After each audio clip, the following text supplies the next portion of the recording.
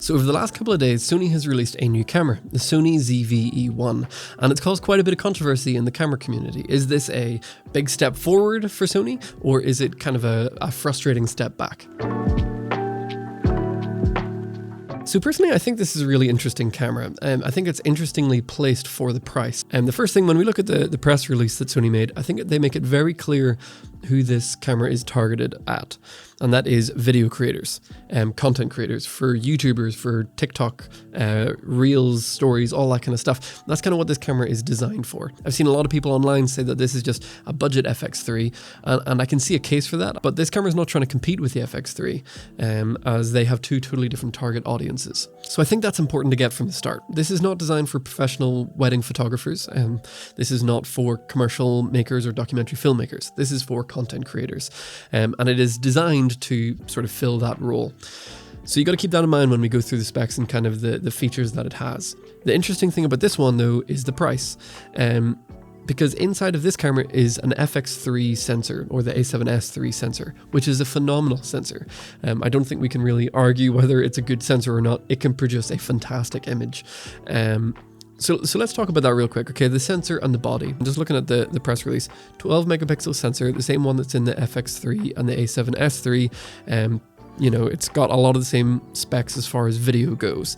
10-bit 422, which is fantastic. Obviously, more colored bit depth is great in any camera. That means you can push your colors around a little bit more, and color grading is better. 4K up to 120. Obviously, 4K at 120p is very popular. Personally, I really don't shoot in slow motion very much. They haven't released that yet, so I really do hope that that's not put out in like a paid firmware update or a paid upgrade. I think that'd be sad if Sony decided to go that route. Another thing about this sensor is its low light capabilities are fantastic, right? Being able to have that second native ISO when filming an S-Log3 at 12,000 ISO, somewhere around there, is fantastic. 10 years ago, the thought of pushing it past 3200 or 6400 was crazy.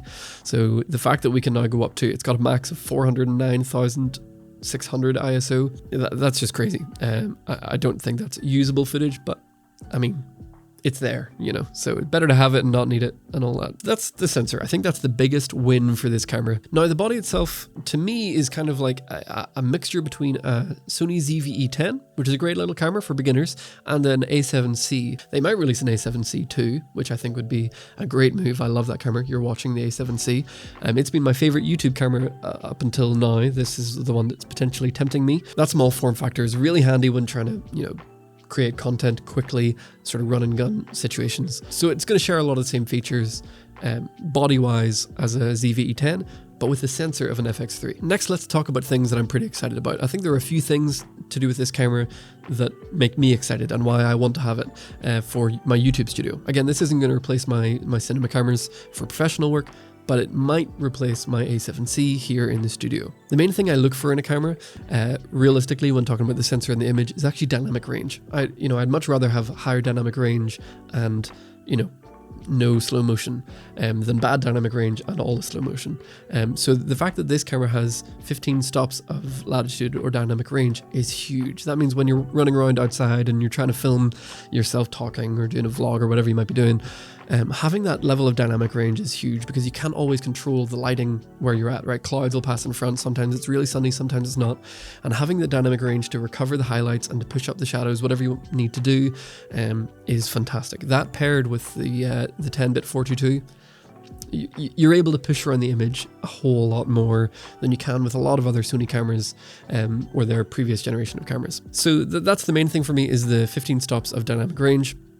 Secondly, the fact that it's got that zoom rocker, I think, is really interesting. All the other cameras that have had this sensor so far have lacked a feature that I've loved in full frame Sony cameras, and that's the ability to crop into Super 35 mode. I use that all the time.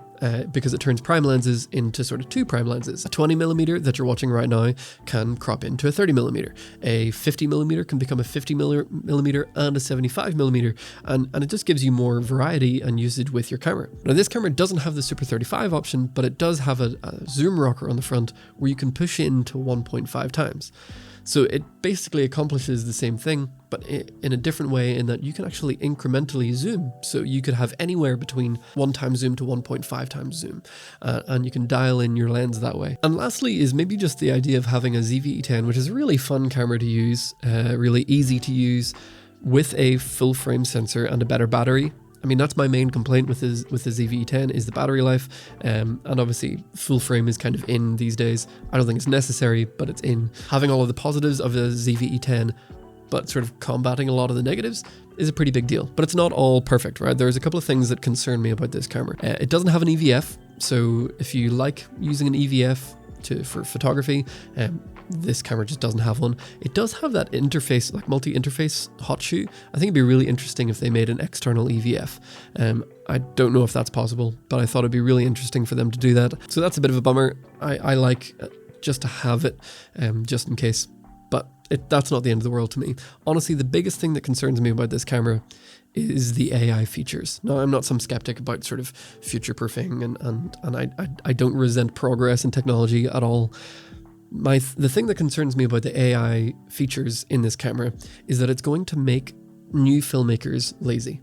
And it's going to teach new filmmakers that they don't need to learn how to use a camera. I think cameras really thrive when you learn how to dial in your settings, and take control of all of the features that your camera has. And I worry that all of the AI features in this camera, a lot of which I'll probably use and benefit from, I worry that it's going to teach new filmmakers that you don't need to learn how to use the camera properly. And I think that's a shame, because having this camera in full auto mode will produce a worse image than the ZV-E10 would with a professional using the camera who knows how to use the camera properly. And I think that's really important to understand, especially for the people who are maybe thinking of buying this as their first camera. Spending more money on a camera won't make you a better videographer. Don't get lazy. Don't rely on the AI features. Don't rely on the camera doing everything for you just because it can. It's still going to thrive a whole lot better when you stick it in manual mode, dial in your settings properly, and use it the way that cameras are kind of designed to be used. Yes, it is better than other previous cameras have been when it comes to full auto, but that doesn't mean that it's going to be the best image that you can get. You still need to learn how to dial in your exposure. You got to learn how to dial in your white balance. You got to learn how to do all of these kinds of things to get the best image. I also worry that $2,200 is just too much for people to be spending on their first camera, because chances are you might use a camera for 3 months and then decide, you know what, I don't like this anymore. I'm going to get rid of it, or it'll just sit on a shelf. And at that point, $2,200 is a lot to spend for 3 months of something that you don't end up enjoying. You're better off buying something cheaper, like an A6000, which I've just made a video about, or a ZV-E10, which is kind of like the newer budget camera. I think those are better options for beginners.